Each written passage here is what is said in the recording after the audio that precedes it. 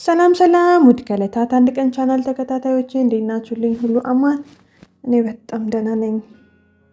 በእርግጥ ሸክየዋ ቅዳሜ ባትሆንም ዛሬ ቀኑ የቀን ቅዱስ ተብላ በብዙዎች ዘንድም የምትነገርላት ሐሙስ ነች። ዛሬ ሐሙስ እኔ በግሌ በጣም ወዳታለሁ። ከብዙ ነገርም በቃ ለማረፍ የምንደረደርባት የእረፍቴ ቀን የምደርስባት ጊዜ ስለሆነች በናፍቆት ከቅዳሜ ቀጥሎ ሐሙስን እወዳታለሁ። የራሴ የልጅነት ትዝታዎችም አሉኝ። ከዛ ውጪ ደግሞ የተወለድኩበትም ቀን ሐሙስ ቀን ስለሆነ በጣም ወደዋለሁ። ዛሬ መጣሁላችሁ አዲስ ሀሳብ ነው። ስለ ብቸኝነት ላወራችሁ ፈልጌያለሁ። አንዳንድ ሰዎች ብቸኝነትን እና መነጠልን ሲቀላቅሉት ይገኛል እና ብዙ ጊዜ አሁን እኔን ሰዎች ሲያዩ የመነጠል ባህሪ ያለኝ እና በቃ ብቸኝነት የሚሰማኝ የመሰላቸው ተይ አንቺ ልጅ ብቻሽን አትሁኚ፣ ከሰዎች ጋር ተቀላቀይ ብቻ እያሉ በሀሳባቸው ያካፍሉኛል፣ ይመክሩኛል። በተቻላቸው አቅም ደግሞ እይታ ብቸኝነት እንዳይሰማኝ እኔን ለማለማመድ ይሞክራሉ። ታዲያ እነዚህ መልካም ወዳጆቼ ስለሆኑ እግዚአብሔር ያክብርልኝ እላለሁ። እኔ ግን እንደነሱ እንደሚያስቡት ብቸኛ አይደለሁ። ብቸኛ ለእኔ ከአምላኩ ከእግዚአብሔር የተነጠለ ሰው ብቻ ነው። ለእኔ መነጠል የሚለው ያስኬዳል። ብቸኝነት በሰዎች መሀል ተከበንም ሰዎች ውስጥ እያለን የልባችን የማያርፍበት ስሜት ሲሰማን ሊሆን ይችላል። ብቸኝነት የሚባለው ነገር ኃጢአት ነው እንዴ? በእርግጥ ወደ ኃጢአት የሚገፋፉ መስመሮችን ሊያመጣ ይችላል። እኔ እኮ በቃ ማንም የለኝም፣ እኔ እኮ ማንም አይወደኝም በማለት ራሳቸውን ለማጥፋት የሚሞክሩ ብዙ ሰዎች አሉ። እኔ ግን ያኛው ስሜት አይደለም የሚሰማኝ። ብቸኝነት ለእኔ በሚሰማው መንገድ ለእናንተ ላይሰማ ይችላል።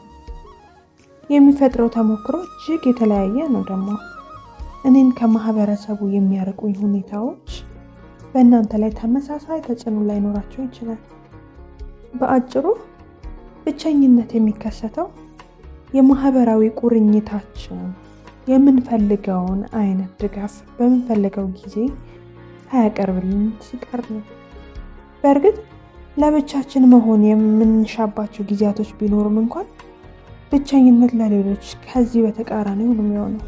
ታዲያ መሙላት የምንፈልገው ክፍተት እንጂ መሆን የምንፈልግበት ስፍራ አይደለም። ብቸኝነት አንድ ግለሰብ በሆነ ጊዜ ውስጥ በአካል ብቻውን ከመሆን ያለፈ ነገርን ያመላክታል። ፍላጎት ላይ ተጽዕኖ የሚፈጥርና የግንኙነት ማጣት እንጂ የሰዎች ጉድለት እንዳልሆነ እንድታውቁልኝና እንድትረዱልኝ እፈልጋለሁ፣ እኔን ከመጨቅጨቅ ባለፈ።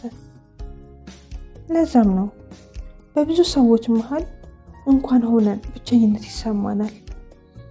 እንደውም በብዙ ሰዎች መከበብ ይበልጥ ብቸኛ ያደርጋል። በተለይ ብቻችንን ከሆኑም የምንቀርባቸው ሰዎች አብረውን ከሌሉ አሊያም እዚህ ካሉት ሰዎች ጋር ቅርርብ መፍጠር ካልቻለን ሳንወድ በግዳችን ይሰማናል። የተለያዩ የብቸኝነት አይነቶች አሉ። ህይወታችንን ከመምራት አኳያ የተወሰነ ብቸኝነት ለኑሯችን ደግሞ መልካም ነው። እንዲሁ በቃ ልንተው ወይም ልናስቀረ የማንችለው የሰብአዊነት ተሞክሮ ነው።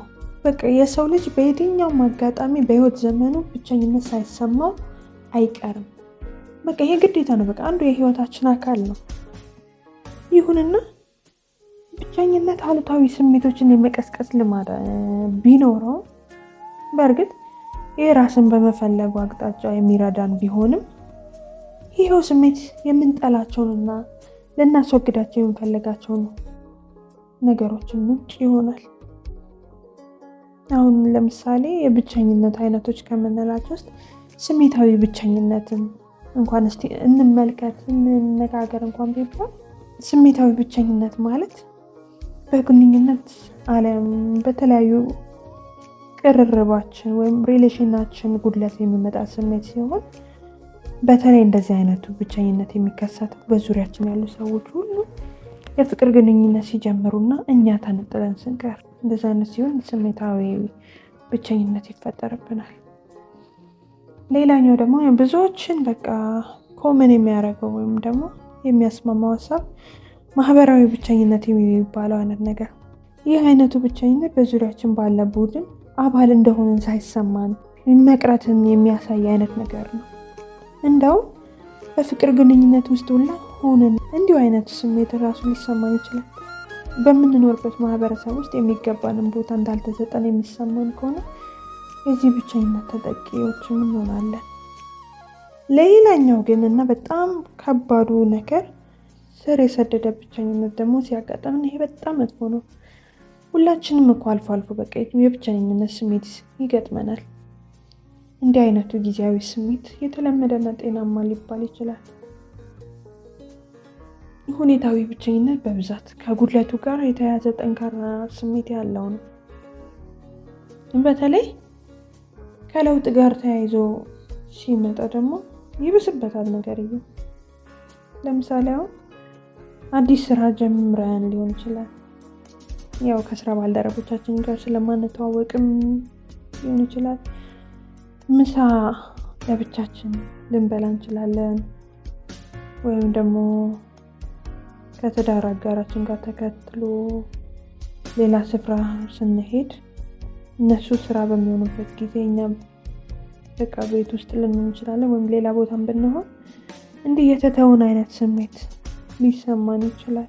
ወይም ደግሞ በቃ እዛ በሄድንበት አዲስ ቦታ ላይ ምንም አይነት ሪሌሽን ሳንፈጥር ስንቀር ያው እንግዲህ ሳንወደገዳችን ለብቸኝነት ተጋላጭ እንሆናለን።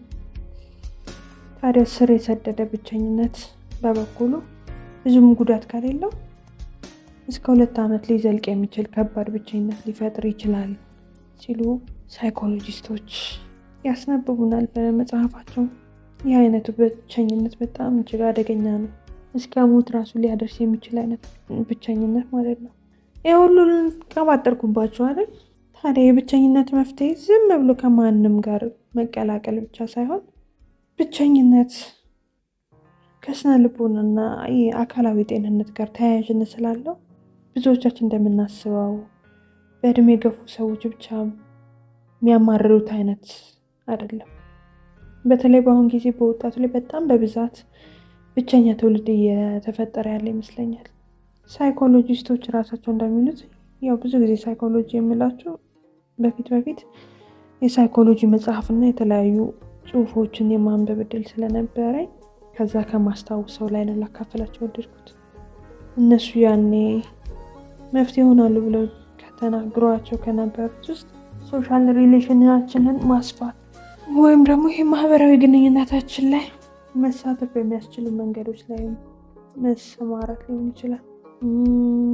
የተለያዩ ማህበራዊ ድጋፎችን ማድረግ ማለት ያው ሰዎች መረዳት በሚፈልጉበት መንገድ መርዳት ስንችል፣ ይሄ ሶሻል ሪሌሽን በተመለከተ ያለንን አመለካከታችንን መቀየር። ምናልባት ብቸኝነት በአእምሯችን ውስጥ ብቻ ያለ ነገር ይሆን ግን?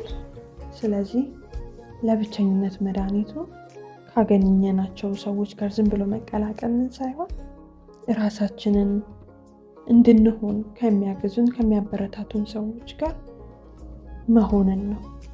እነዛን ሰዎች ካላገኘን ግን ለተወሰነ ጊዜም ቢሆን ራሳችንን ነጥለን እንጠብቅላለሁ። መልካም ጊዜ።